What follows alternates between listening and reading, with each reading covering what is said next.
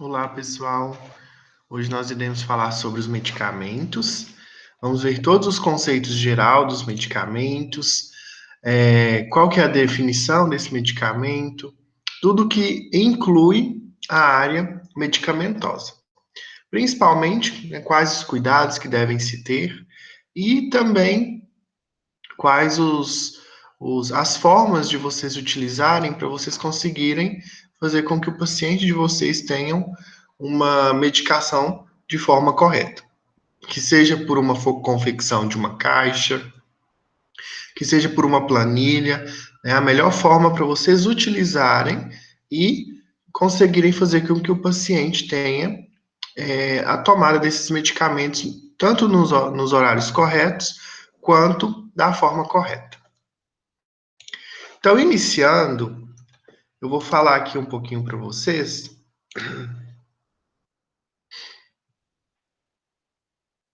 sobre o medicamento em si, né, qual que é o seu conceito.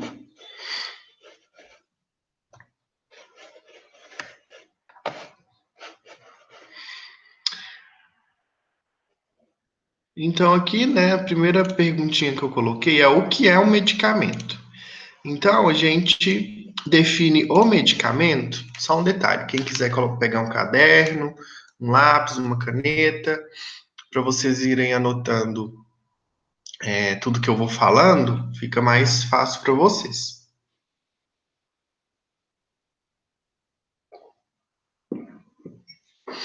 Então, o que é um medicamento, né? O medicamento, a gente fala que é um produto final elaborado tecnicamente por uma indústria farmacêutica ou por uma farmácia de manipulação. A gente entende que existem várias indústrias destinadas à área farmacêutica que fazem a produção de todos os tipos e formas farmacêuticas. Essas indústrias geralmente elas fazem numa quantidade muito maior para serem distribuídas, né, em todas as outras farmácias.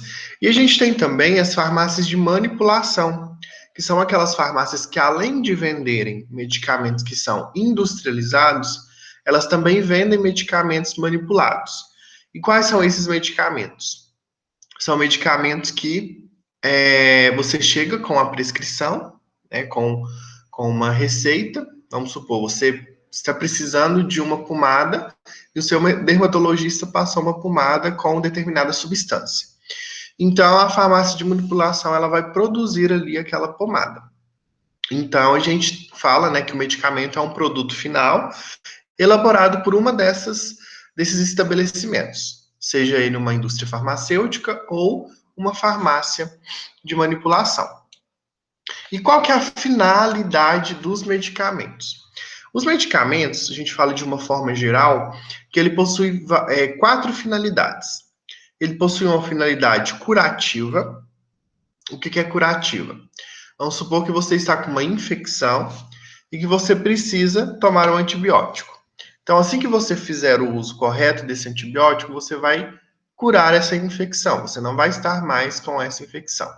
Por isso que a gente fala que o primeiro conceito aí de finalidade seria a finalidade curativa. Nós temos a finalidade paliativa, que é somente para alívio de sintomas. Vamos supor que eu fique o dia inteiro sem beber água. Consequentemente, né, essa falta de água, ela pode me gerar uma dor de cabeça. Então, no final do dia, eu vou sentir uma dor de cabeça. Essa dor de cabeça que eu estou sentindo, ela não é uma doença em específico, né? Se caso for devido a essa falta de hidratação. Lógico que a gente sabe que várias outras doenças causam dor de cabeça, né? Mas o exemplo que eu estou dando aqui é somente uma dor de cabeça referente a essa falta de ingestão de água. Então, eu preciso só aliviar esse sintoma, eu vou tomar um analgésico. Então, eu falo que eu utilizei esse medicamento com finalidade paliativa, que é só para o alívio de sintomas. Nós temos um medicamento que tem a finalidade profilática, de prevenção, como, por exemplo, a vacina. Né? Várias pessoas utilizam aí a vacina da gripe. Para quê? Para evitar ter uma infecção com o vírus, né? Que vai causar a gripe. Ou então, que se essa pessoa tiver uma gripe, que os sintomas dessa gripe seja mais brando. Muitas pessoas confundem, né? Tomam essa vacina da gripe e acham que não vai gripar de forma alguma. Isso é um erro. Por quê? Porque pode ser sim que a pessoa gripe, só que os sintomas dela vai ser um pouco mais, vamos dizer assim, tranquilo. Aí muitas pessoas falam, tomei a vacina da gripe e não funcionou, gripei da mesma forma. Então a gente tem que entender que esses sintomas, se você não tivesse vacinado, poderiam ser bem piores. E o quatro tipo de finalidade dos medicamentos são para fins de diagnóstico. Um exemplo de medicamento para fins de diagnóstico é, por exemplo, aquele contraste, que é injetado no indivíduo quando ele vai fazer específico exame. Esse tipo de medicamento, né, que é o contraste, ele tem a função de melhorar a visualização daquelas estruturas que estão sendo analisadas. Vamos supor que vai fazer um exame, né, uma tomografia, e precisa melhorar a visualização do médico na região cerebral. Então, o indivíduo vai ter que tomar, sim, esse contraste.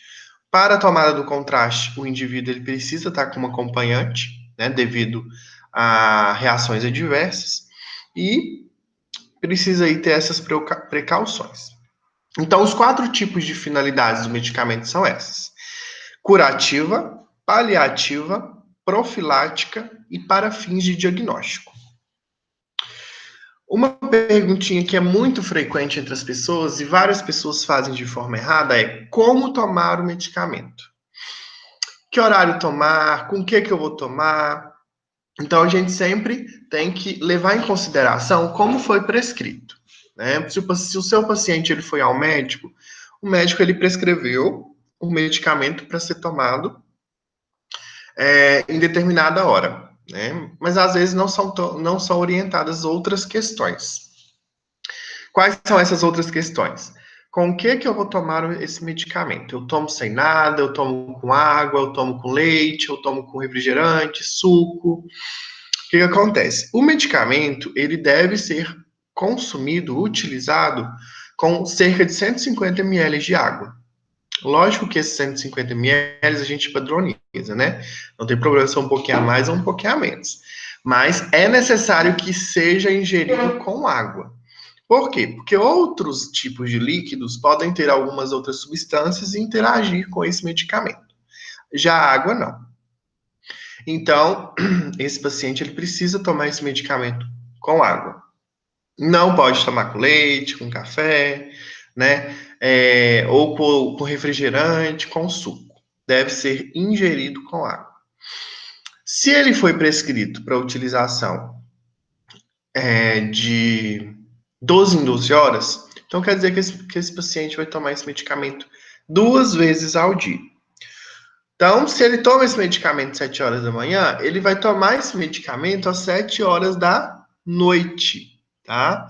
Então, é muito importante esse entendimento. Se foi prescrito de 8 em 8 horas, você vai dar esse medicamento 3 vezes ao dia. Então, também faz essa contagem das horas. Se for de 6 em 6 horas, 4 vezes ao dia.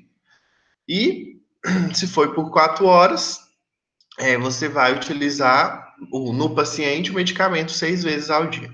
Como que eu consigo saber isso? Se o dia tem 24 horas, você divide pela quantidade de vezes que precisa ser tomado. Então, se ele é de 12 em 12, né? Então, 12 em 12 dá 24, então ele vai tomar só 2 vezes. Se for de 8 em 8, 8 vezes 3 dá 24. Então, são 3 tomadas durante o dia. E sempre, né, tentar encaixar em horários em que não vai atrapalhar o paciente a acordar e nem vai atrapalhar o paciente no horário de dormir. Um exemplo é de 12 em 12 horas. A melhor forma é, que hora que esse paciente vai acordar? Se ele acorda às 6 horas da manhã, e esse medicamento ele deve ser tomado após alguma refeição, esse paciente ele vai tomar o seu café da manhã e vamos supor que 7 horas ele vai ingerir esse medicamento. E eles dormem cerca de 9 horas da noite. Então não vai atrapalhar. Ele toma 7 horas da manhã e 7 horas da noite ele vai tomar novamente. Então sempre dá uma regulada para evitar ficar colocando né, o celular para despertar, fazer com que o paciente acorde. Às vezes ele é um paciente que toma medicamento para dormir, vai acabar atrapalhando no sono desse paciente. Então a gente tem que verificar sempre qual que é a melhor forma de utilização do medicamento pelo paciente. Ah, Douglas, mas tem vezes que não dá certo. Se for de 6 em 6 horas, vai ter que, por exemplo, 6 horas da manhã, meio-dia, 6 horas da tarde, meia-noite, 6 horas da manhã de novo. Aí sim, tem alguns tipos de tratamento que requer sim esse cuidado, né, geral. Aí sim, até esse período da tomada desse medicamento, vai ter que sim acordar esse paciente para tomar o medicamento tudo certinho. Mas, em geral, os medicamentos que são utilizados para doenças crônicas são medicamentos que conseguem, né, que a gente consegue adaptar o horário, né, pelo paciente. Um erro também que é muito frequente é o armazenamento do medicamento. Muitas pessoas não armazenam o medicamento de forma correta. Cerca aí de entre 60% e 70% das pessoas. O que a gente tem que entender é que o medicamento, ele pode ser fotossensível. O que significa fotossensível? Ele é sensível à luz. Então, se você deixa ele fora, às vezes da caixinha, e tiver no lugar mais claro, pode ser que ele perca um pouquinho da qualidade. O medicamento ele tem que ficar no local seco, seco e arejado. Se ele ficar próximo a um local que tenha muita água, que a gente fala de umidade, ou então que está muito quente porque bate sol, ele também pode perder a qualidade. E, consequentemente, o paciente pode estar utilizando um medicamento que não é tão seguro e eficaz, porque pode ser que ele tenha perdido essa qualidade. Então, é muito importante a gente entender todo esse armazenamento. Ah, mas qual a melhor forma, o melhor local de guardar o medicamento? A cozinha é um local que tem umidade, né, por causa de filtro, geladeira, o aumento da temperatura por causa do fogão. Então, o melhor local é no quarto. No quarto onde não bate sol, né? E dentro de alguma gaveta, né, em que seja um ambiente mais seco e arejado. Então, é a melhor forma. Quanto aos medicamentos, a gente tem as formas farmacêuticas e as vias de administração. O que significa essas formas farmacêuticas? Formas farmacêuticas são todos os formatos em que são produzidos os medicamentos. Como, por exemplo, quando a gente vai na drogaria ou na farmácia, a gente encontra vários tipos de medicamento. Se você cuida de uma criança, você vai priorizar comprar medicamentos que são líquidos, para evitar da criança ter que engolir, por exemplo, o comprimido. E dependendo do idoso também. Mas se você vai comprar para um paciente que você cuida que já é adulto, que é um idoso que tem uma facilidade, você vai optar por uma forma farmacêutica sólida, que é um comprimido. Então, a forma farmacêutica é o formato final que aquele medicamento se encontra. Ok? Sendo assim, a gente tem várias classificações das formas farmacêuticas. Nós temos a forma farmacêutica sólida, que são aquelas mais durinhas, forma farmacêutica semissólida e forma farmacêutica líquida. Um exemplo de cada. Forma farmacêutica sólida. Vou dar até mais que um. Comprimido, cápsula, supositório, todos esses são sólidos. Forma farmacêutica semissólida. Algum medicamento em forma de gel, apesar que o semissólido ele é mais destinado aos cosméticos, né? Creme, shampoo. E os líquidos a gente tem xarope, solução, aqueles medicamentos que são de fato em gotas. Então, isso é a classificação da forma farmacêutica. E a gente também tem um termo na área da farmácia que chama vias de administração. O que seriam essas vias de administração? Seria o contato pelo qual o medicamento está entrando no organismo daquele indivíduo. Se é um comprimido, supostamente, lógico que a gente tem vários tipos de comprimido, mas se for um comprimido via oral, a gente chama essa via de administração de via oral. Se o paciente está tomando um injetável, uma injeção, a gente fala via de administração injetável Ou então a gente já especifica, né? Via, se for no músculo, via intramuscular. Se for na veia, via endovenosa. Se for insulina na terceira camada da pele, via subcutânea. Se o paciente for utilizar um comprimido, né, de ação rápida debaixo da língua, a gente chama de via sublingual. Então, a gente tem inúmeras vias de administração, que são muito importantes aí para ter um sucesso no tratamento. Dentro também do tópico de medicamentos, a gente sabe que os medicamentos eles necessitam de uma receita, né, de uma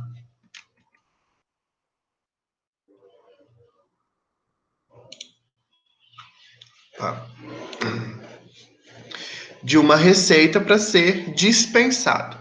O que significa ser dispensado? Ser entregue lá na farmácia, tá? Dispensação na área da farmácia não é jogar fora, simplesmente eu entregar o medicamento para o paciente ou para o cliente.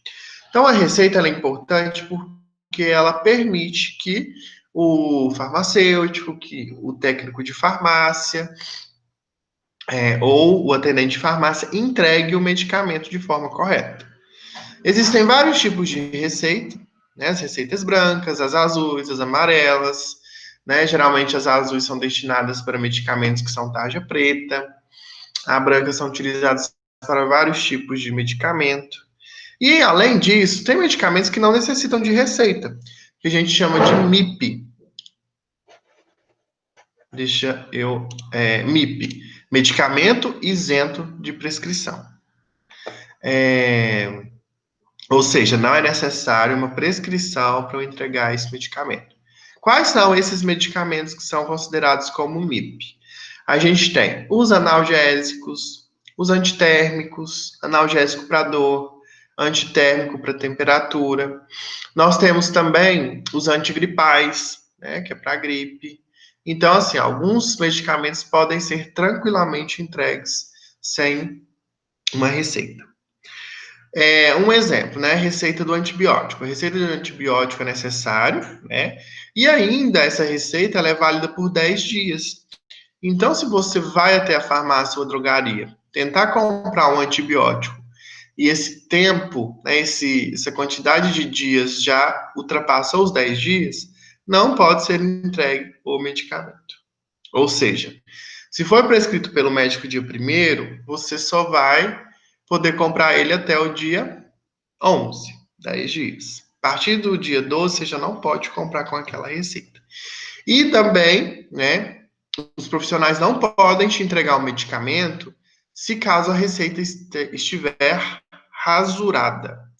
Por quê? Aquela rasura ali, pode, né, o médico ele sabe que não pode receita rasurada. Mas, né, o profissional não vai saber de onde que está vindo aquela rasura. Então, não pode ser entregue de forma alguma um medicamento com a receita rasurada. Temos também a bula medicamentosa.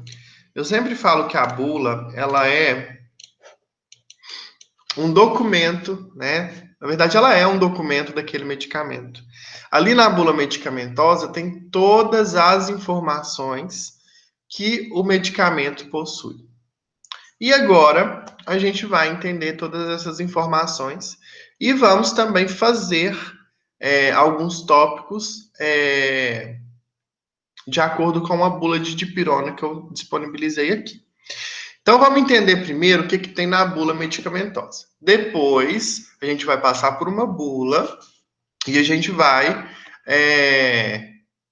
tentando diferenciar, porque às vezes não é fácil a gente conseguir saber o que aquela bula ali está querendo dizer, né? Então, é muito importante que a gente entenda assim. Então, a gente tem o nome do medicamento, né? Que pode estar no nome fantasia ou o nome da substância em si. Obrigatoriamente, todos os medicamentos têm o nome da substância, que eu vou mostrar para vocês na bula da dipirona. Mas nem todos os medicamentos têm o nome fantasia.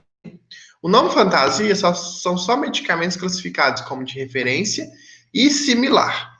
Os medicamentos que são genéricos, que são uma cópia do medicamento de referência, ele não possui o nome fantasia. Vai estar o nome lá do laboratório que produziu, mas só vai estar o nome da substância. Tem esses 3 tipos de medicamento, né? Referência, similar e genérico. E tem muito debate em relação ao genérico e ao referência. São a mesma coisa? São a mesma coisa. O que eu falo para vocês pode ser que tenha alguma diferença dependendo do laboratório que produz. A gente sabe que a gente precisa comprar medicamentos de laboratórios que são confiáveis. Laboratórios confiáveis, sim, eu digo que há o medicamento referência e o medicamento genérico são, sim, a mesma coisa. O problema dele ser um pouco mais barato e que isso traz um pensamento de que ele não funciona bem é porque o genérico foi uma cópia do referência. Então, por que ele é mais barato se ele foi uma cópia? É a mesma coisa. O medicamento de referência, ele passa por vários testes, vários estudos até chegar ali no seu produto final. Consequentemente, as pessoas que fizeram todo esse processo, ou a empresa também, né, gastaram muito dinheiro para produzir esse medicamento. Por isso que ele é vendido um pouco mais caro, né? Para as pessoas terem um retorno de todo esse gasto. Além do retorno da questão do gasto, ter também um lucro. E o genérico é simplesmente alguém que está produzindo, o laboratório que está produzindo o mesmo medicamento, porém só comprou a fórmula química do medicamento. Não precisou ter nenhum outro gasto para saber, né, para complementar, por exemplo, a bula medicamentosa. Então, para essa pessoa que está produzindo, né, o genérico, é muito mais fácil. Por isso que ele precisa ser vendido mais barato, porque a pessoa não utilizou, né, não teve tanto gasto quanto aquelas pessoas que fizeram a primeira descoberta dele. Ok? Então, os dois são a mesma coisa, sendo que o laboratório seja confiável. No medicamento, a gente vai ter as indicações, né? O que seria uma indicação? Indicação é para que serve o medicamento. Então, deixa eu ir anotando aqui para ficar mais fácil.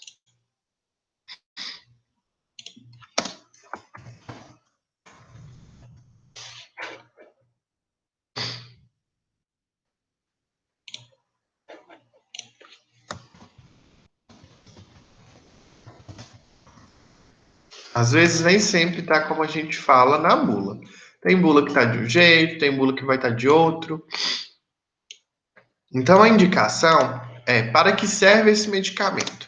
Ou seja, se eu comprei um antipirona, ele é um analgésico. Então, ele serve para quê? Para aliviar a minha dor. Ou antitérmico também, para aliviar a minha febre. O mecanismo de ação é como funciona este medicamento. Como assim? Se eu sei que esse medicamento ele vai melhorar a minha dor, como que ele vai melhorar a minha dor? O que ele vai fazer no meu organismo para melhorar a minha dor e a minha febre? Então, isso que significa mecanismo de ação, e às vezes está na bula dessa forma. Posologia. Como devo usar este medicamento?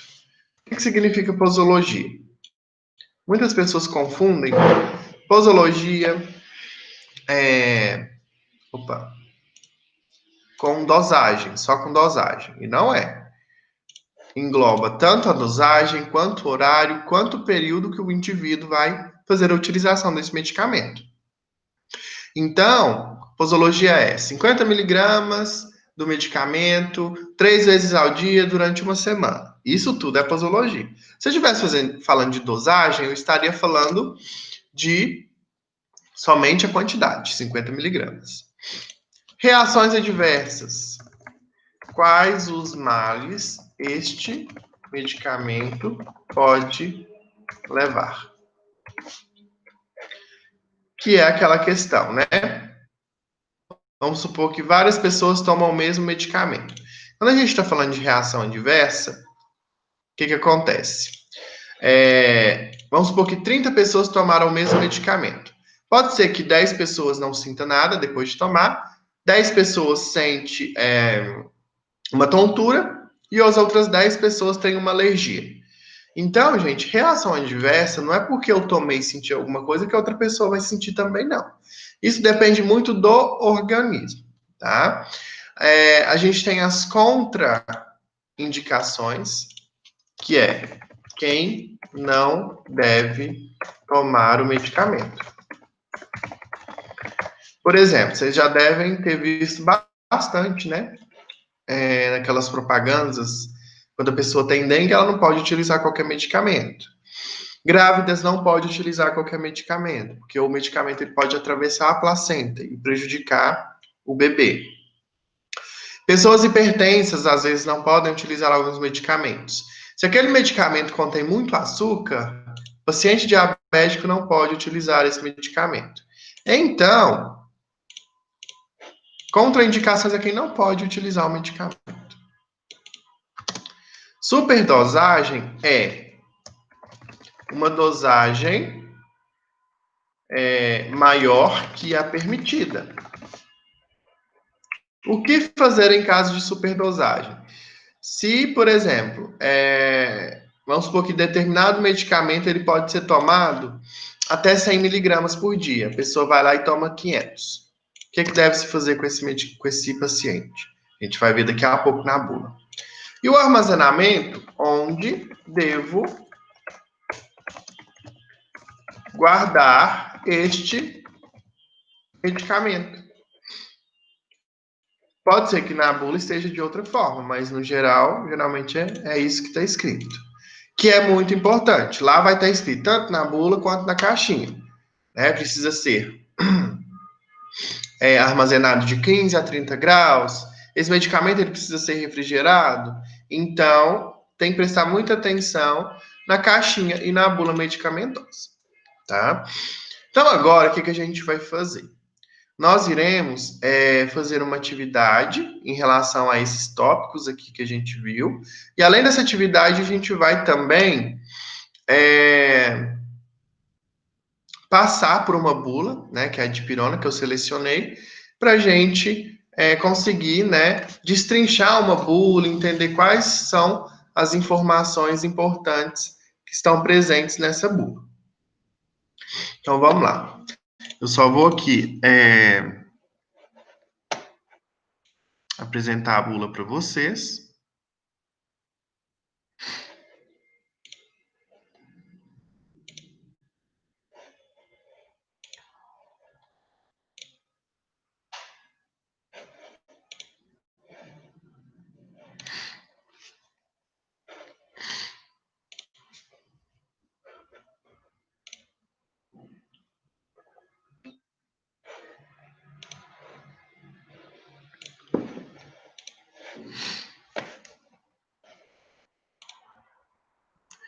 Então, aqui, por exemplo, a gente tem uma bula da MS de uma dipirona.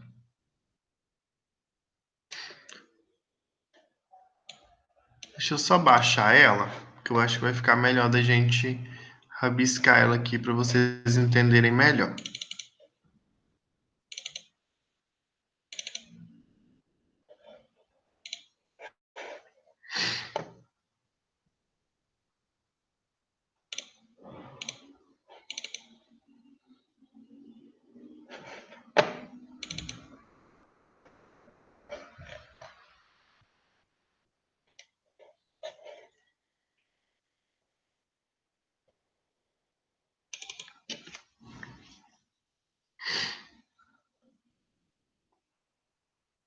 Então podem escrever aí no caderninho de vocês.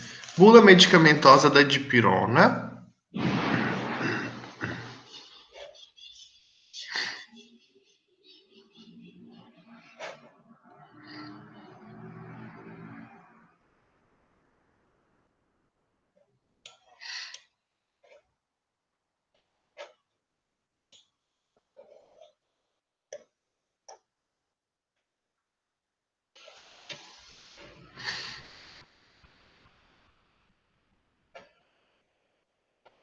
Agora vai dar certo.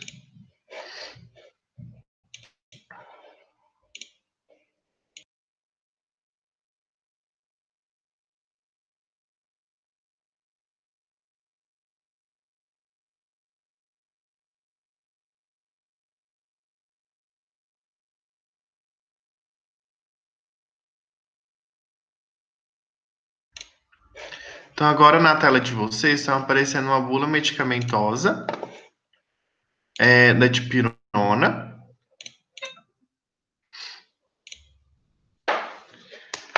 Vou aumentar ela aqui para nós.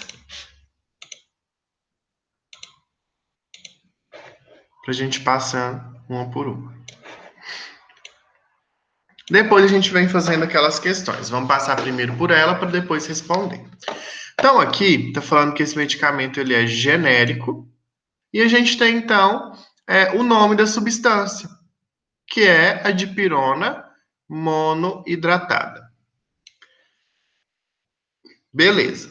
A identificação aqui do medicamento, como o nome dele, dipirona monohidratada. Vou explicar algumas coisinhas aqui que eu acabei não colocando lá, porque lá eu coloquei as informações mais importantes. Então, aqui tem as apresentações.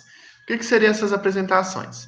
São os medicamentos que tem, por exemplo, na mesma linha. Aqui, ó, solução oral de 50 miligramas por ml. Então, tem ele de frascos de 100, de 120, 150 ml, e está falando que vem também com um copo de medida. Então, essa dipirona aqui é uma solução. Então, está falando que nessa solução tem disponível no mercado de 100, 120, 150. Está falando que é uso oral e uso adulto e pediátrico acima de 3 meses. Então, a bula ela vem informações bem detalhadas para evitarem acontecer alguma coisa. A composição.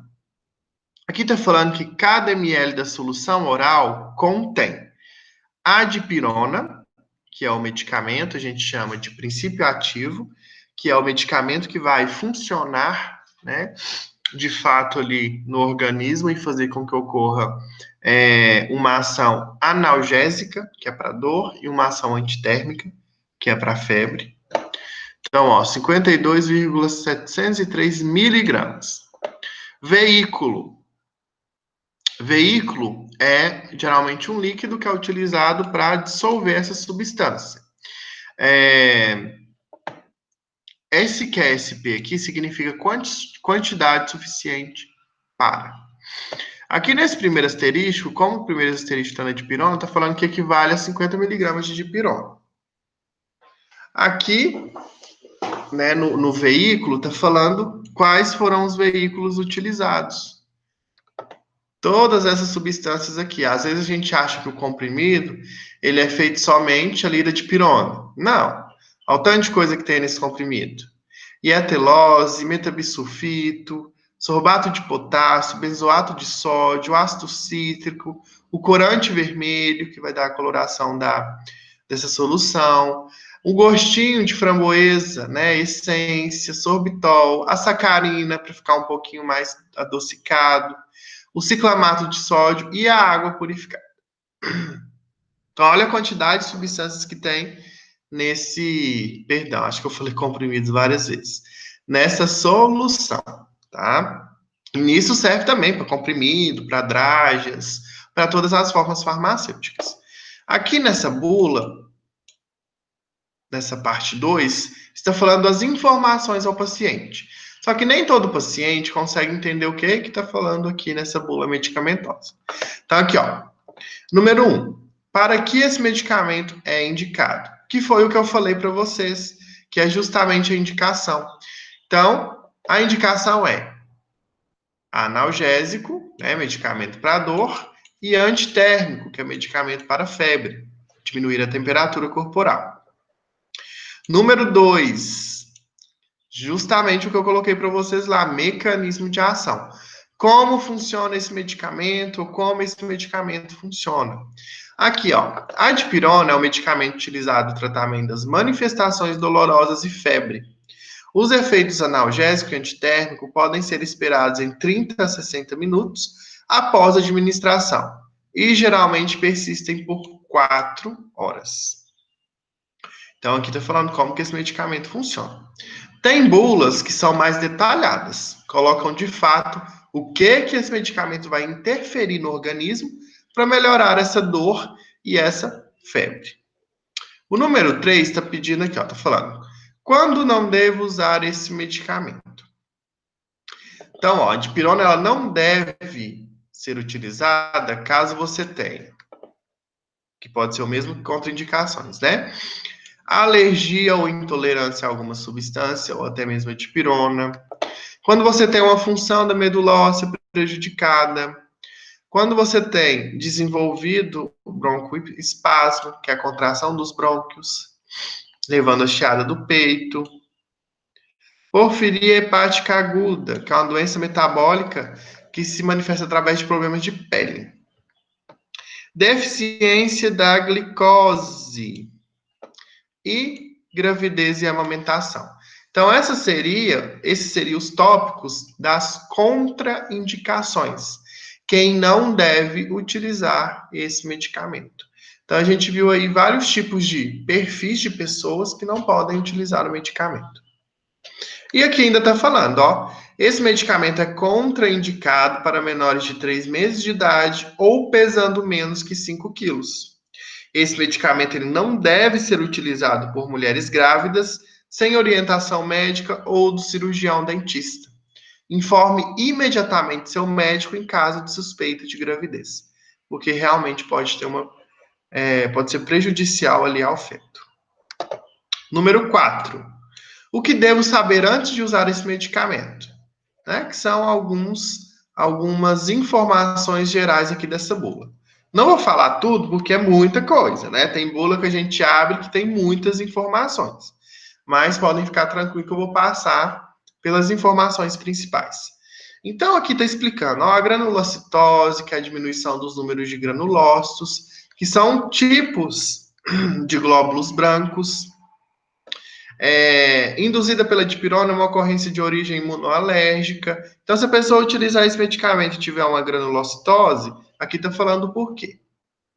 Então, está bem detalhado.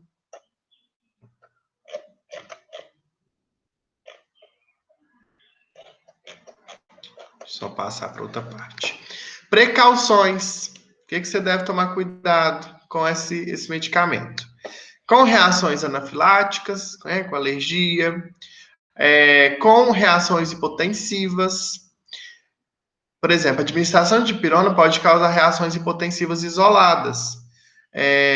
Essas reações são possivelmente dose dependente, ocorre com maior probabilidade após administração injetável.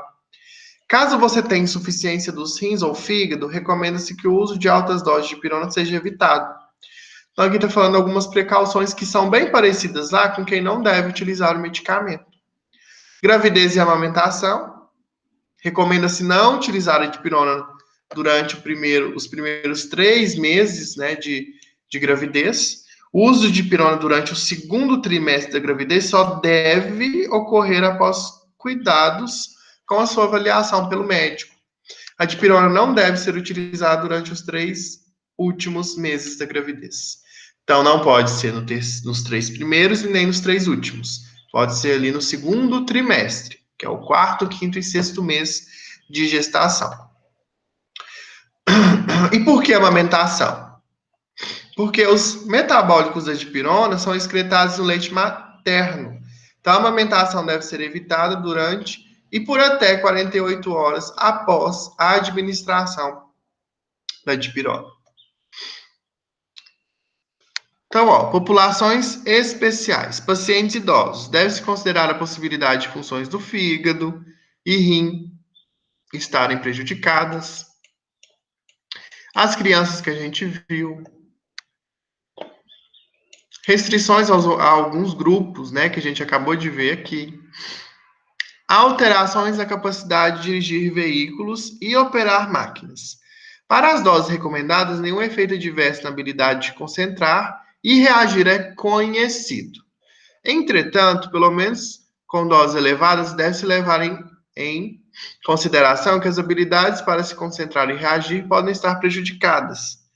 E isso pode estar interferido também a questão do pouquinho da baixa da pressão. Quando a pessoa tem uma diminuição da pressão arterial, consequentemente ela tem uma sonolência. Então, por isso que é importante aí esse cuidado. Interações medicamentosas O que são interações medicamentosas? É quando você toma um medicamento com outro medicamento, com alimento e com bebida alcoólica, e isso pode acontecer alguma coisa. A interação, ela não é só maléfica, ela tem os seus benefícios também. Vou dar um exemplo agora. Vamos supor que uma pessoa está fazendo o tratamento para ela é hipertensa. Às vezes, o medicamento, só ele não consegue fazer com que tenha uma diminuição da pressão arterial dessa pessoa. Então, o médico vai acabar introduzindo outro medicamento. Então, essa é uma interação benéfica, né? Esses dois medicamentos estão funcionando no organismo desse indivíduo. Agora, quando a gente está falando de interação, que é outra interação benéfica. Por exemplo, sulfato ferroso ele deve ser utilizado, tomado com suco de laranja, né, com suco que contém a vitamina C. Por quê? Porque a vitamina C auxilia na absorção do ferro. Então, são interações benéficas. Agora, uma interação maléfica. O álcool com todos os medicamentos, principalmente o álcool com medicamentos que são destinados ao sistema nervoso, né? Se uma pessoa utiliza o álcool junto com o calmante, ele pode até, dependendo da quantidade, entrar em coma. Por quê? Porque tanto o álcool quanto o calmante, ele deprime o sistema nervoso, ele diminui a atividade do sistema nervoso. Então, se diminuir demais, vai parar. Então, temos aí interações medicamento-medicamento, medicamento com alimento, medicamento versus exames laboratoriais. Então, essas interações, né, aqui vai estar falando o que deve se evitar juntamente quando for tomar a dipirona. O item 5. Onde, como e por quanto tempo posso guardar esse medicamento? Então, muito importante nessa parte aqui. Este medicamento deve ser mantido a temperatura ambiente, que é de 15 a 30 graus, proteger da luz e manter local seco. Muito importante essa informação, porque muitas pessoas armazenam de forma incorreta. Aqui vai ter outras informações, né, em relação a isso. O número 6. Como devo usar esse medicamento? Que é a posologia. Então, aqui a gente tem, isso aqui tudo é posologia. Então, recomenda-se que para a administração da solução seja utilizado o copo de medida que vem acompanhado da embalagem. Então, é tudo padronizado. Posologia. O tratamento pode ser interrompido a qualquer instante, sem provocar danos ao paciente. Não é igual, por exemplo, o medicamento tarja preta, caso, né, o paciente ele venha a, por exemplo, interromper de uma vez, na verdade, nem pode interromper de uma vez o tratamento de um paciente que está utilizando tarja preta, porque senão ele vai ter várias reações adversas, várias reações com a retirada desse medicamento.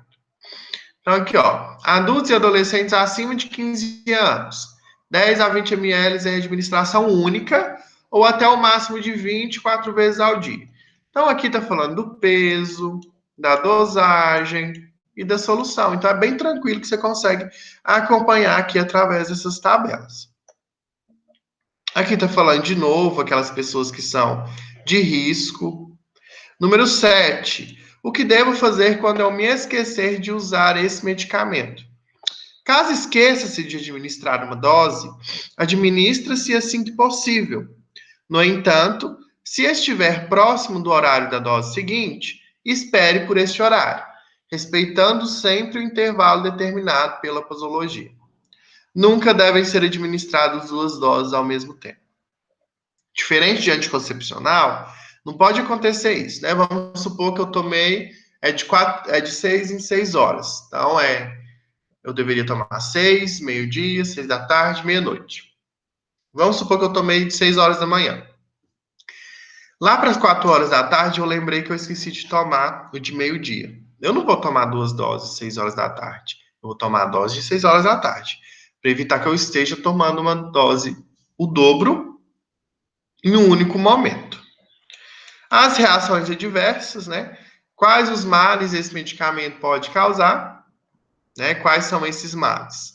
São aquelas reações que eu falei para vocês. Algumas pessoas, né, desses 30 pessoas que tomaram dipirona, 10 não sentiram nada, 10 tiveram tontura e 10 tiveram reações alérgicas. Então, ó, as frequências das reações adversas estão listadas a seguir de acordo com a seguinte convenção. Reação muito comum. Ocorre em mais de 10% dos pacientes que utilizam esse medicamento. Reações comum, de 1 a 10 dos pacientes. Reação incomum, de 0,1 a 1. Rara, e a gente tem muito raro. Então, são classificadas essas reações de acordo com os estudos que foram realizados com a dipirona. Lembra lá do estudo do medicamento? Ele começa, né, o estudo nas primeiras fases, são utilizados com célula, depois com camundongo, depois que é para a parte humana. Então, são através desses estudos que eles conseguem retirar essas informações aqui, né, de quais são as reações que podem causar. E além disso, eles classificam reações que são muito comuns, comum, incomum, rara e muito rara. Então, ó, distúrbios do sistema imunológico. A dipirona ela pode causar um choque anafilático, que é uma reação muito forte alérgica, que pode se tornar graves, né? Levar um risco à vida. Distúrbios da pele pode causar também. Distúrbios no sangue, né? Até porque a gente viu lá da questão da granulocitose. Distúrbios vasculares, que é dos vasos sanguíneos.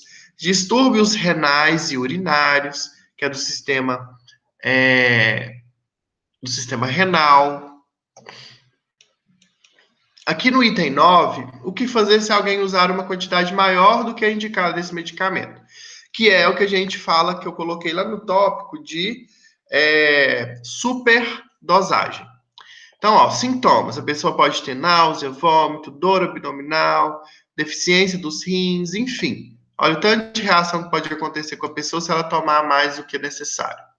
O tratamento. Não existe antídoto específico conhecido da dipirona. Em caso de administração recente, deve-se limitar a absorção sistêmica adicional do princípio por meio de procedimentos primários de desintoxicação. O que isso quer dizer? Caso, vamos supor que eu tomei agora a quantidade que não deveria. Eu vou às pressas para o hospital e eles vão fazer uma lavagem com carvão ativado. Caso já tenha passado aqueles 60 minutos, 30, 60 minutos de efeito, aí eu posso ter algum desses sintomas aqui. O principal metabólito da dipirona, que é essa palavra aqui grandinha, pode ser eliminado por hemodiálise, hemofiltração, hemoperfusão ou filtração plasmática. Então a gente vê que traz um prejuízo muito grande se a gente utilizar esses medicamentos numa quantidade, né, maior. Até com isso, a gente vê o tanto de pessoas que acabam mesmo se tirando a vida quando utilizam uma quantidade muito grande desses medicamentos. Aqui a gente tem, né, o registro do Ministério da Saúde desse medicamento, quem que é o farmacêutico responsável, Dr. Ronoel Casadedil, CRF São Paulo, quer dizer que ele, né, tem o CRF do estado de São Paulo, e aqui a empresa que fez, a MS, que fica nessa localização, bairro Chácara, Hortolândia, São Paulo. Tem todas as informações numa bula medicamentosa, né, que são importantes aí para a gente entender todo esse processo de como o medicamento ele vai atuar no meu organismo, além de que, se ocorrer algum problema, eu também vou conseguir identificar por meio das reações adversas que estão falando na bula medicamentosa. Então, agora, o que a gente vai fazer? A gente vai lá, né, no slide. Deixa eu parar aqui.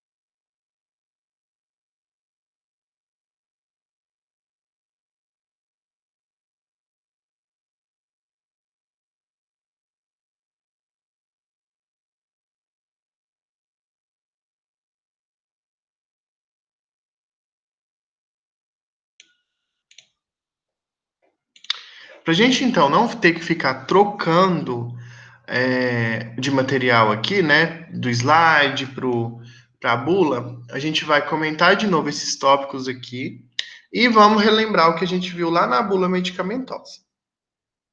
Então, ó, a indicação a gente viu na bula, né, que para que serve esse medicamento.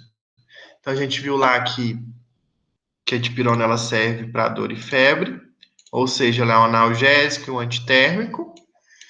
O mecanismo de ação a gente viu lá, né, falando que de 30 a 60 minutos a pessoa já tem um resultado, né, na tomada desse medicamento. Então, tá lá como esse medicamento funciona ou como funciona esse medicamento. A posologia a gente viu também, né, que é como devo usar esse medicamento. Vocês viram que tem lá falando que menor que 3 meses não pode utilizar e menos de 5 quilos também. Tem aquela tabela, né, grandona, que é muito importante, né, de se acompanhar para ver se a posologia, a idade e a quantidade de medicamento a ser ingerida está correta. Vimos sobre as reações adversas, vocês viram que tem vários tipos de reações que são classificadas como muito comum, comum, incomum, rara e muito rara. As contraindicações também vimos, né? Pessoas que estão grávidas ou amamentando. A dipirona ela só pode ser administrada numa grávida no quarto, quinto e sexto mês de gestação. O primeiro trimestre, que é primeiro, segundo e terceiro mês, e o último trimestre, que é o sétimo, oitavo e o nono mês, não é indicado. Além disso, a mãe que está amamentando também não, porque a dipirona ela acaba passando do leite para o leite materno. E várias outras contraindicações que a gente acabou vendo. A superdosagem, vocês viram que se aquele indivíduo tiver acabado de fazer o uso do medicamento, ela pode ser levada às pressas para o hospital, né, para ser feita a lavagem, utilização do carvão ativado. Caso já tiver passado aí mais de uma hora e meia, aí, né, a pessoa também, se acontecer alguma coisa, já vai ter aqueles sintomas que a gente pode ver lá que acontece caso uma pessoa utilize uma dose maior que a necessária. E o armazenamento, né, é onde devo guardar esse medicamento. Vocês viram lá de 15 a 30 graus, que é uma informação muito importante, né, sobre essa relação. Onde que pode guardar, onde eu devo evitar. Onde que eu devo evitar? Local que seja úmido e que tenha o contato com o sol. Então tem que ser no local seco e no local arejado. Então o nome do medicamento a gente viu também, né, que só dipirona, porque é um medicamento genérico. Então aqui a gente fecha essa relação da bula medicamentosa. Aqui eu quis falar um pouquinho para vocês sobre automedicação e uso irracional de medicamentos, que é uma coisa que acontece muito e que isso traz muito problema, isso pode gerar muito transtorno e isso pode gerar óbito, pode gerar morte. O que é automedicação? Automedicação é quando eu utilizo o medicamento da forma que eu quero. Vamos agora falar de pessoas que não são profissionais da saúde, que não têm conhecimento sobre medicamento. Vamos supor que essa pessoa faça uma automedicação, que é se medicar por conta própria, sem nenhuma orientação de um profissional da saúde adequado. E além da automedicação, ainda tem o uso irracional do medicamento. O que é o uso irracional? O uso errado. A pessoa ela não utiliza no horário certo, não toma com determinado líquido certo, não utiliza por um período certo. Então, tudo isso entra no uso irracional do medicamento. E é muito importante, então, que a gente tente, por exemplo, para os pacientes de vocês tentem adequar a utilização desse medicamento, né? Para evitar que o paciente tenha uma não adesão. O que é não adesão? Não conseguir fazer o tratamento de forma correta. A gente tem que fazer o paciente se sentir bem com aquela terapia e fazer o uso correto do medicamento. Aqui, nessa imagem, imagem, né, ilustra muito bem uma pessoa, né, fazendo uma automedicação e uso irracional. Tem pessoas que a gente chama que são hipocondríacas, que utilizam medicamento até sem necessidade. Um problema também que a gente vê muito são aquelas pessoas que acabam aceitando medicamento de outras pessoas. Que eu sempre brinco e falo sobre a vizinhoterapia. Né, que eu, por exemplo, tô ali com uma dor de cabeça insuportável, meu vizinho fala, eu tomei um medicamento, foi muito bom, toma ele. Não, seu vizinho, ele é médico, farmacêutico, ele tem um entendimento sobre medicamento? Se sim, né, pode ser que você tome. Mas, né, se não tiver nenhuma informação na área da saúde, você não deve utilizar esse medicamento.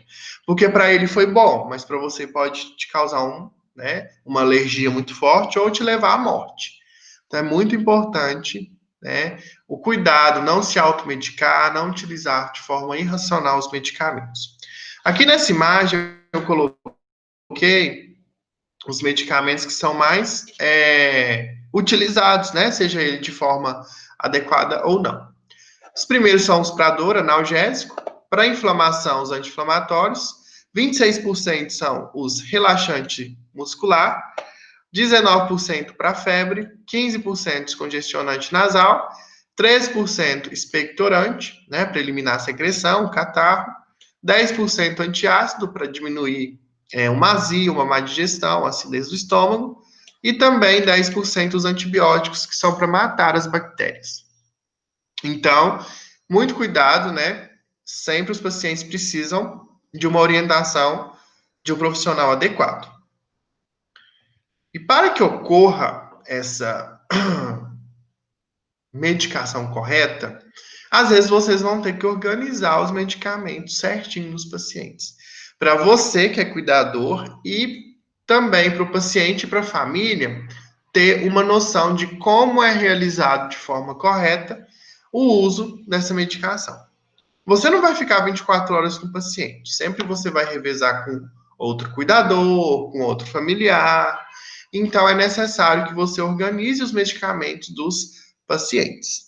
Aqui eu selecionei dois videozinhos que são muito legais em relação a essa organização, né, dos medicamentos dos pacientes. Mas antes eu quero complementar um pouquinho esses vídeos, né, falar algumas informações. Tem medicação que o paciente ele vai precisar tomar de manhã, outra à noite, outra de manhã, de tarde, de noite. A gente fala que os pacientes que são idosos, eles têm uma prevalência muito grande de tomar 5 tipos de medicamento ou mais. Isso a gente chama de polifármaco, polifarmácia, que é quando o paciente utiliza mais ou igual 5 medicamentos. Isso é muito comum. Tem paciente que usa 8, 10 medicamentos. Então, olha a necessidade de ter uma organização muito certinha da tomada desses medicamentos para evitar que não tome o medicamento ou que tome o medicamento na hora errada. Então, é muito importante essa organização, por meio de caixinhas, da melhor forma que você achar. Se for durante o dia, utilize um sol. Se for à noite, utilize uma lua, colhe o desenho. Né? Porque às vezes os familiares, né, não são pessoas tão instruídas em relação à área da saúde. Então, elas vão precisar de uma metodologia mais fácil para conseguir manter o tratamento daquele paciente certinho, tá? Então, agora eu vou passar esses dois videozinhos para vocês. Inclusive, um vídeo, ele até ensina como que faz uma forma de armazenar esses medicamentos, então é bem legal.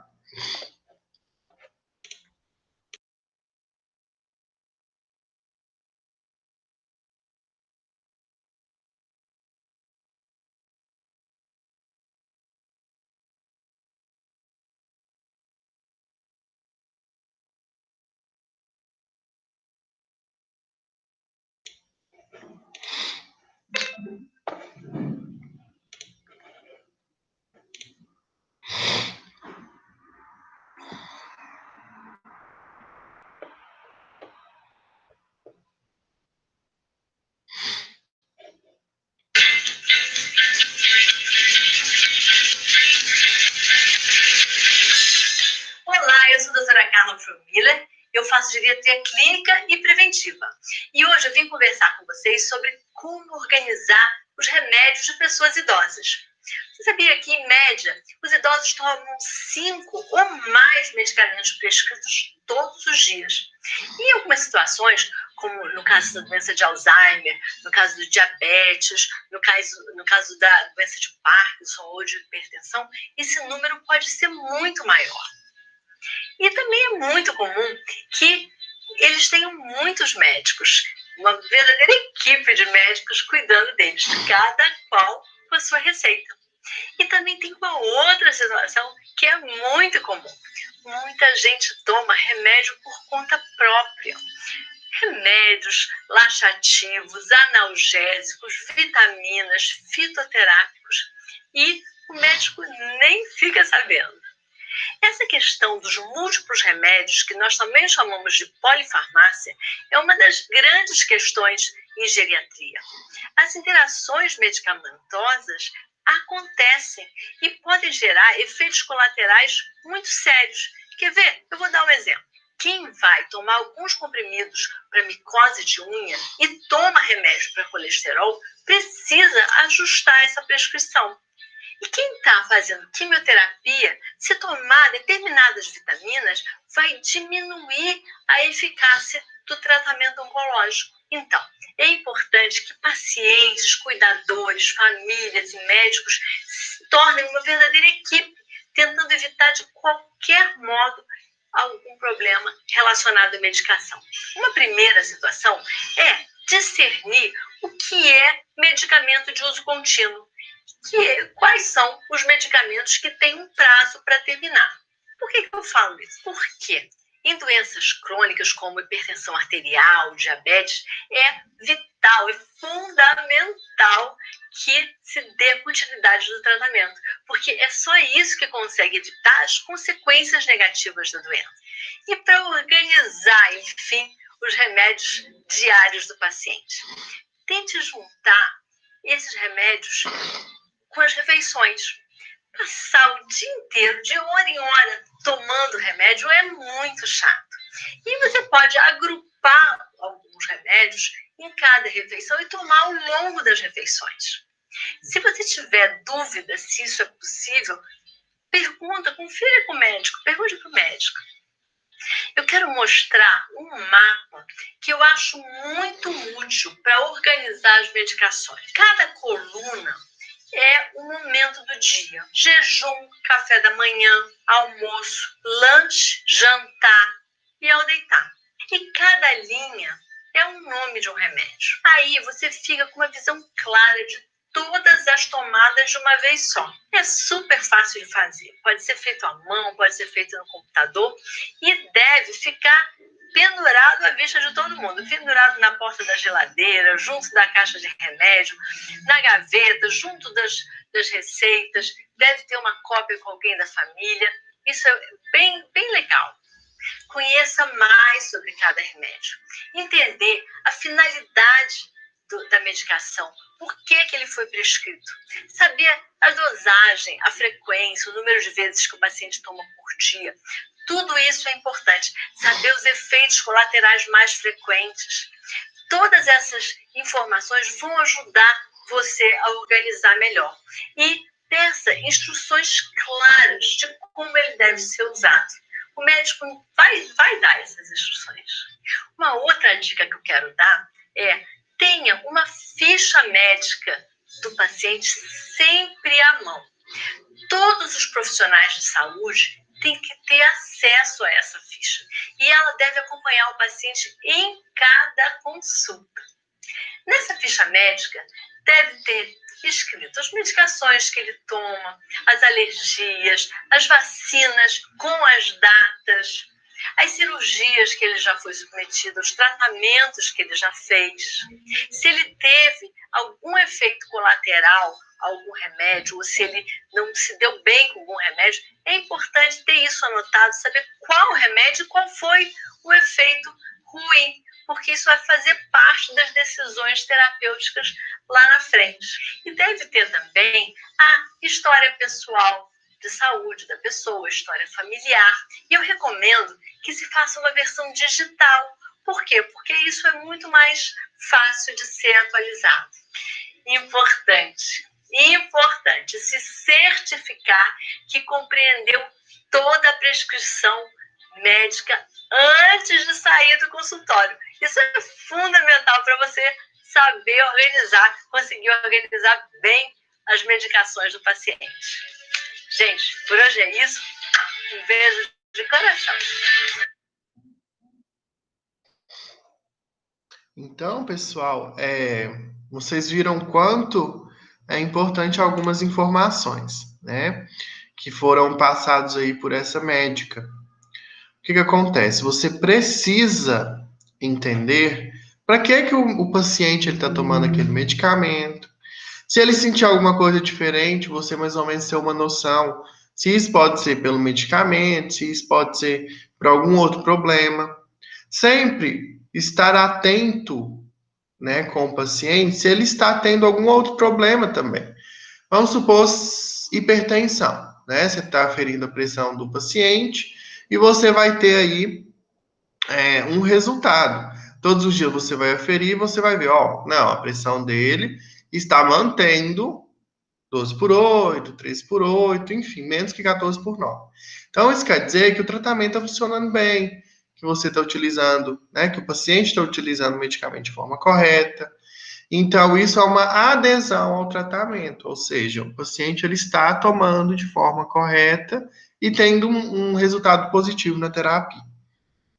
Caso ele esteja tomando medicamento para hipertensão e você afere a pressão e só vai aumentando, você tem que comunicar os familiares e voltar ao médico com esse paciente.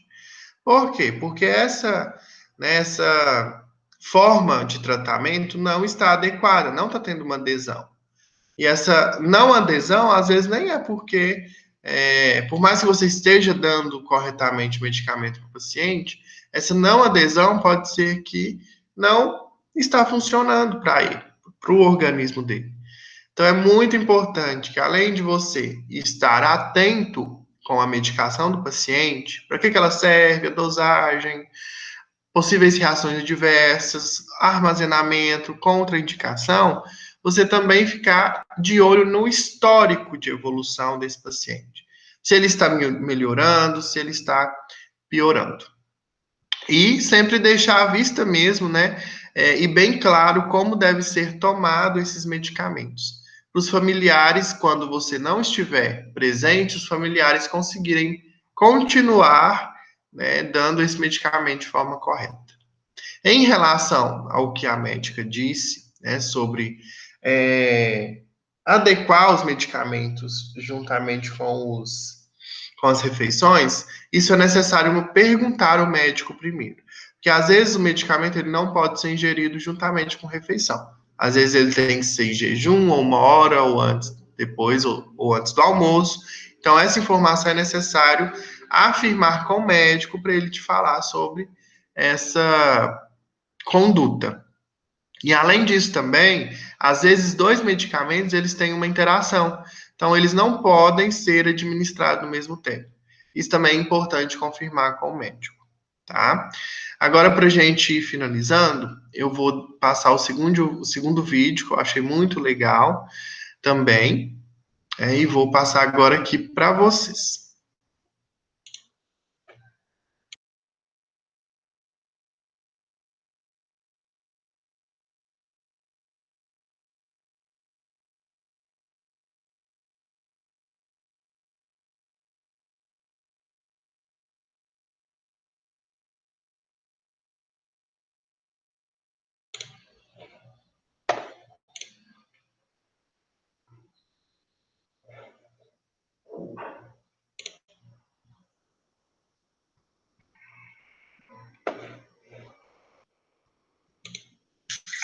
Eu vejo com muita frequência idosos e suas famílias chegando para mim com esta sacola cheia de medicamentos e às vezes uma dificuldade muito grande em tomar o medicamento da forma correta. Eu vou mostrar para vocês hoje nesse vídeo como organizar um pouquinho melhor, de uma forma mais fácil, os remédios do idoso. Vem comigo, eu sou Sandro Calef, enfermeiro especialista em envelhecimento e longevidade, mestre de saúde da família, e esse é o nosso Envelhecitude, com boas práticas para o envelhecimento. Vem comigo.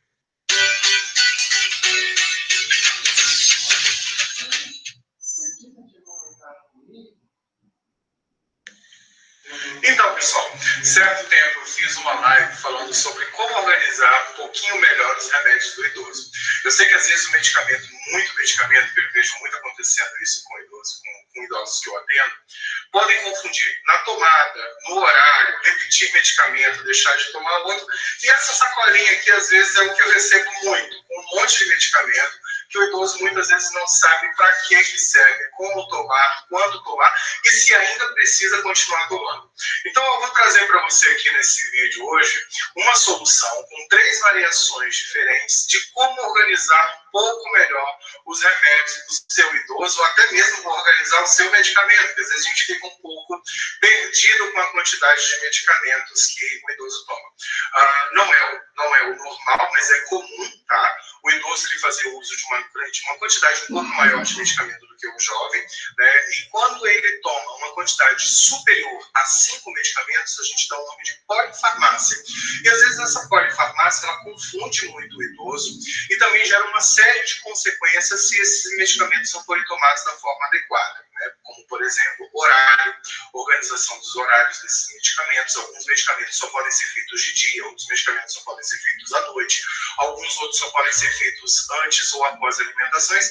Então é importante que a gente tenha uma lista desses medicamentos de uma forma fácil e acessível. Então eu estou trazendo aqui para vocês essa listinha, que eu vou colocar aqui na tela para vocês conhecerem também, para vocês visualizarem, que nela tem o horário do medicamento que esse idoso vai tomar, o nome do medicamento, a quantidade, para que esse medicamento serve, quem prescreveu esse medicamento e até quando que ele vai tomar, se ele vai tomar até uma data específica ou se ele vai tomar de forma contínua por longo da vida dele. Então, esse daqui que vocês estão vendo aqui agora na tela de vocês é o que eu tenho aqui, que é importante para quê? Permitir com que as pessoas organizem os medicamentos delas dentro de caixinhas ou dentro de sacolas, né, ou dentro de containers, que eu vou mostrar para vocês daqui a pouco, um container que eu utilizo para organizar os meus medicamentos, para facilitar na hora de fazer essa tomada. Então, vamos lá. A partir do momento que eu já tenho essa listinha aqui na mão de vocês, que vocês viram na tela agora há pouco, que estava aí até há pouquinho vocês vendo, ela tem uma base para eu preencher as minhas caixinhas de medicamento. Eu tenho 3 soluções aqui que eu vou mostrar para vocês. Uma solução mais simples, né, dividido pelos dias da semana, de segunda a domingo, que tem compartimentos dentro de cada dia da semana, que a gente pode utilizar para colocar de manhã, de tarde, de noite, antes de dormir, dentro dessas caixinhas. Tem uma outra solução também que eu encontrei aqui em uma farmácia, que tem o mesmo princípio do outro, daquele outro que eu mostrei agora. Também dividido por dias da semana, tá vendo? De segunda até domingo. Tem, da mesma forma, compartimentos.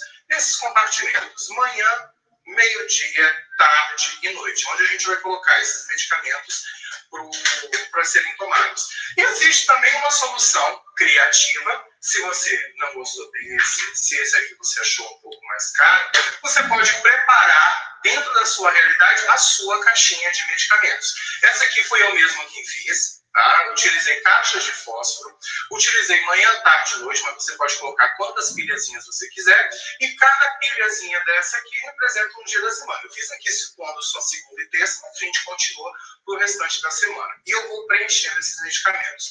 Então vamos lá para a parte prática de como é que eu faço. Então, vamos separar dentro dessa lista de prescrição de medicamentos, que eu fiz essa tabelinha, né, que vocês viram agora há pouco, os medicamentos que eu vou fazer uso.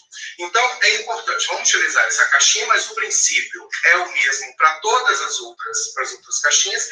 Eu vou preencher, por exemplo, no domingo à tardezinha ou no domingo à noite, os medicamentos da minha semana. Então, eu vou começar pela segunda-feira.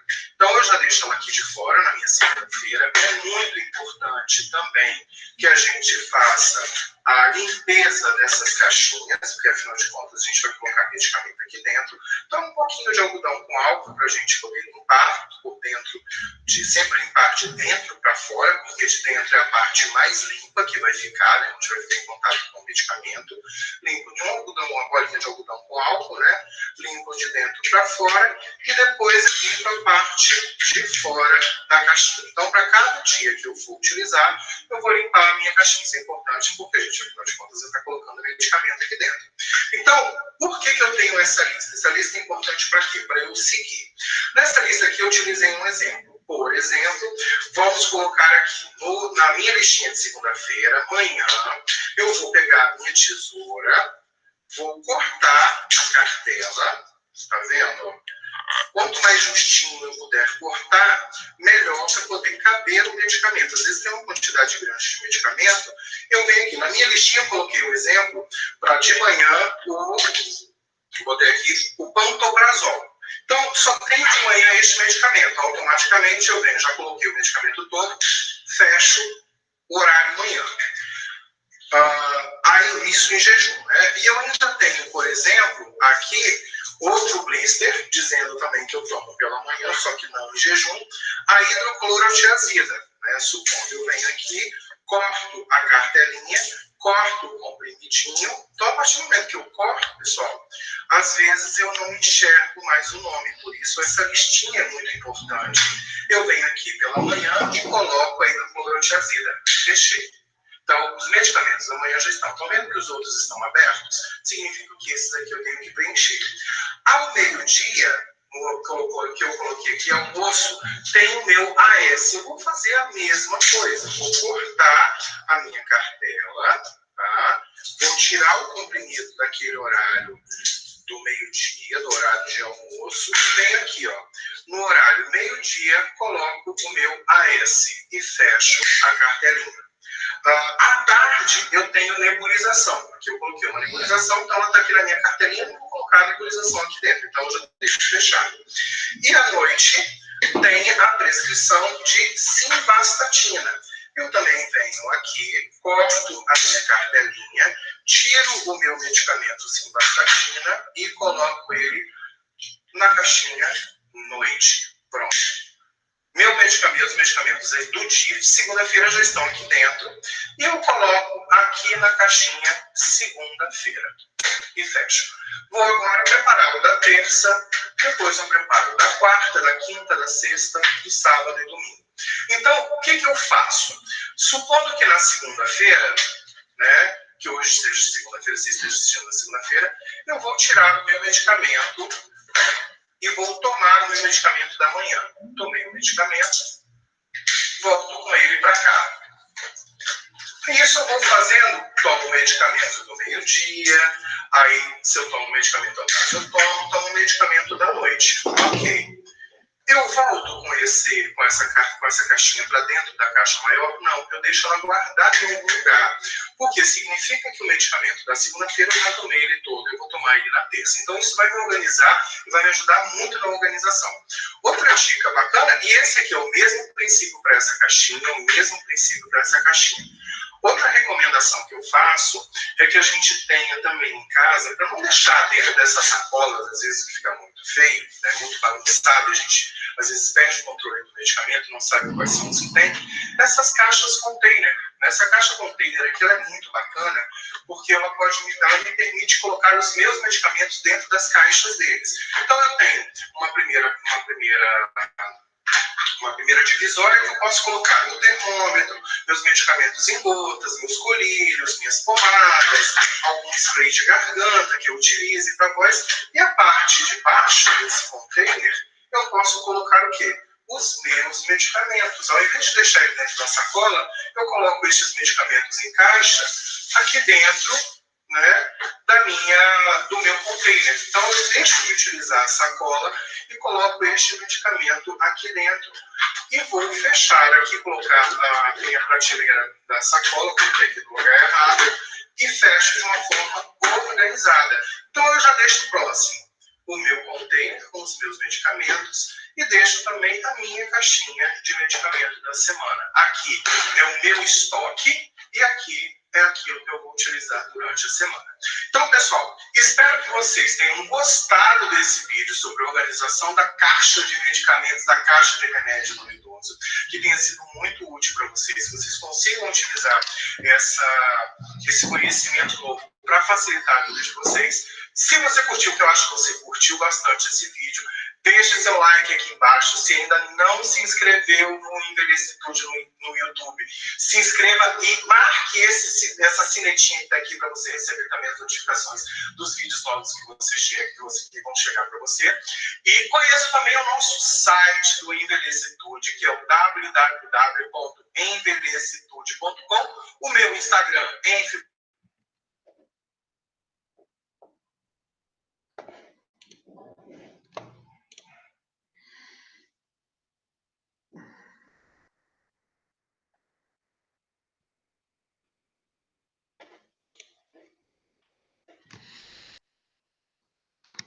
Então, pessoal, vocês viram quanto é importante, né? E quanto a gente tem formas de tá melhorando a adesão medicamentosa por meio desses pacientes. E a organização, ela é a chave, assim, fundamental para a gente conseguir não se perder. Porque, às vezes, o que acontece? Se a gente não organiza bem, dá o medicamento de manhã para o paciente, né? De tarde dá, de noite você fica pensando, nossa, será que de manhã eu dei o medicamento? Você vai ficar com aquela dúvida. Então, o ideal é você manter aí uma organização, né? Seja por meio dessas caixinhas que ele mostrou, seja de uma forma mais manual, se você não tiver dessas, mas sempre manter uma organização.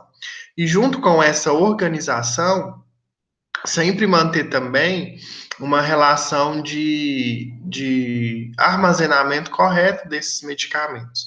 Por mais que ele esteja em caixa, né, de medicamento, você precisa guardar ele de forma correta, né? Não é porque ele está em caixa que ele está totalmente protegido. Ele pode sim ser degradado, perder a sua qualidade quando ele se encontrar próximo à umidade, ao calor. Então, se o medicamento é de 15 a 30 graus, temperatura ambiente, local seco e arejado. Caso seja refrigerado, ele pode ser sim colocado, né? E deve ser colocado sobre refrigeração. Um dos problemas grandes que a gente tem em relação à insulina. A insulina, ela deve ser refrigerada. Muitas pessoas, às vezes, pegam a insulina e não refrigeram. Isso faz com que ela perca sua qualidade e isso vai atrapalhar no tratamento do paciente que é diabético. Só para a gente finalizar, o item que eu acabei não comentando é sobre a partição dos medicamentos. Às vezes é necessário partir o medicamento ao meio para dar metade da dosagem daquele medicamento para o paciente, né? Se for realizar a partição, ou utilize, né, aquele partidor de medicamento que já é vendido, ou então você utiliza uma faca bem afiadinha que tenha na sua casa ou na casa do paciente, para fazer a partição correta, né? Não que, mesmo com o partidor, a gente sabe que comprovadamente, cientificamente, não é muito eficaz, né? Se eu tenho um medicamento de 50 miligramas, se eu fizer a partição com o partidor, não vai 25 para um lado e 25 para o outro, não. Vai ter uma variação da dosagem. Mas é uma variação menor do que se for utilizar qualquer outro instrumento. Então, é bem necessário que faça aí essa partição de forma correta, caso o paciente precise, né, dessa partição. Então, no mais é isso, né? Gostaria de agradecer vocês a atenção. Muito obrigado.